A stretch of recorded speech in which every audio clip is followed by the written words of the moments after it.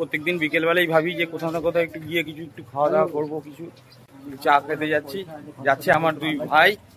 এক হচ্ছে যে কিশোর ভাই, সেই কাজটা যাকে তোমরা तू मुझे गलत मत बोल, तू खुद को गलत बोल, तू खुद की औकात देख।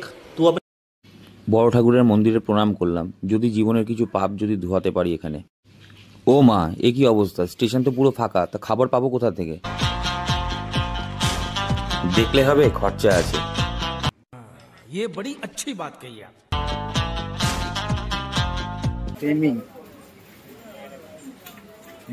এই কোনটা পছন্দ করেছিস?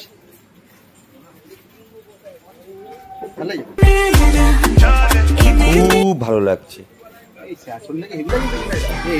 আরে আমি তো সুন্দর। স্টেশনের উপরে কোনো খাবার তো আর পেলামই না। স্টেশন থেকে নামতেই চোখে পড়লো এই পকোড়া। এই পকোড়া খেতে খেতে রাস্তা দিয়ে হাঁটতে হাঁটতে বুবাইয়ের চরিত্র নিয়ে কিছু আলোচনা করলাম, কেন ও এত কাজটা, এটাই আমাদের বোঝার কারণ। চা তো আর খাওয়া হলো না, গেলাম ঘুরলাম ফিরলাম, একটুখানি হাওয়া টাওয়া খেলাম। ভাইটা সানগ্লাসের জন্য বায়না করছিল, ওকে বায়না করার সানগ্লাসটা পছন্দ করে সানগ্লাস গিফট করেছে আমাকে ছোটনদা। এই গিফটের কথা বললি কেন? তুই টাকা ফেরত দিবি বললি। না টাকা আমি নেব না। শালা খরচার ভয়ে প্রেমও করলো না জীবনে। बात तो सही है।